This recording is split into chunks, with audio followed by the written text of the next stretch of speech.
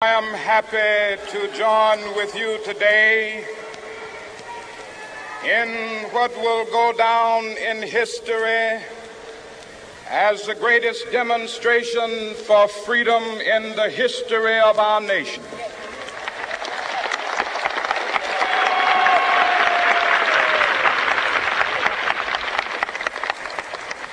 Five score years ago,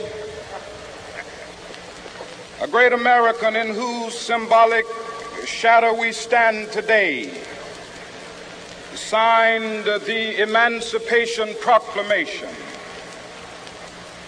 This momentous decree came as a great beacon light of hope to millions of Negro slaves who had been seared in the flames of withering injustice.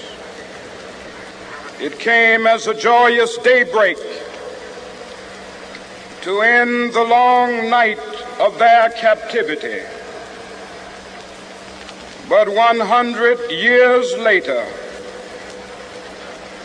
the Negro still is not free. 100 years later, the life of the Negro is still sadly crippled by the manacles of segregation and the chains of discrimination. 100 years later, the Negro lives on a lonely island of poverty. I have a dream that one day this nation will rise up and live out the true meaning of its creed.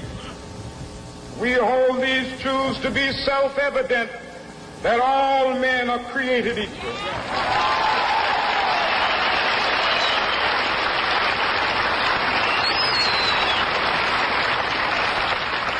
I have a dream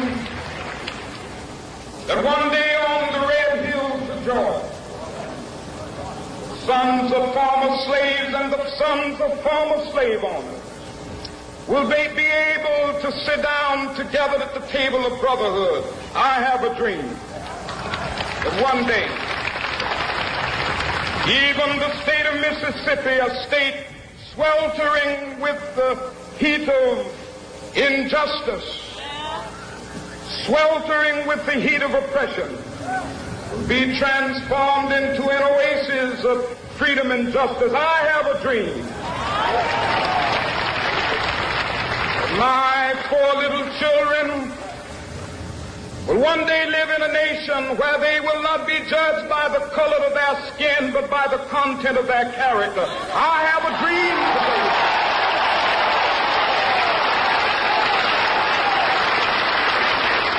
I have a dream that one day, down in Alabama, with its vicious racists, with its governor having his lips dripping with the words of interposition and nullification. One day right there in Alabama, little black boys and black girls will be able to join hands with little white boys and white girls as sisters and brothers. I have a dream today.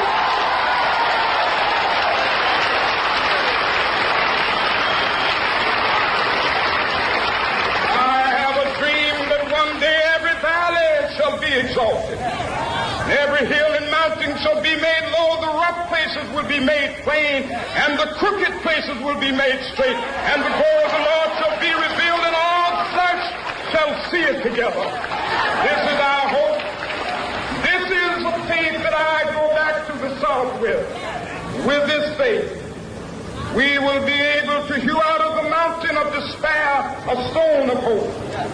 With this faith, we will be able to transform the jangling discords of our nation into a beautiful symphony of brotherhood. With this faith, we will be able to work together, to pray together, to struggle together, to go to jail together, to stand up for freedom together, knowing that we will be free one day.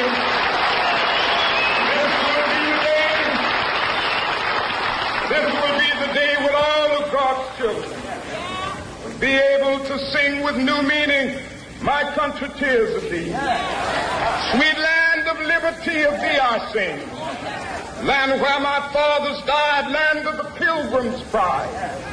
From every mountainside, let freedom ring. And if America is to be a great nation, this must become true.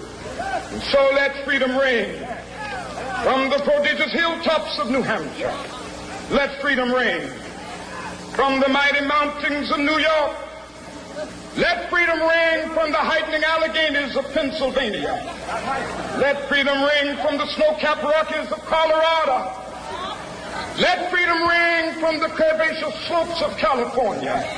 But not only that, let freedom ring from Stone Mountain of Georgia.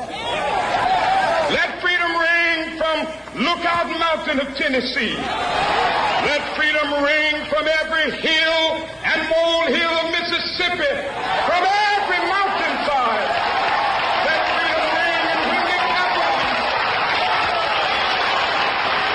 when we allow freedom ring, when we let it ring from every village and every hamlet, from every state and every city, we will be able to speed up that day when all of God's children, black men and white men, Jews and Gentiles, Protestants and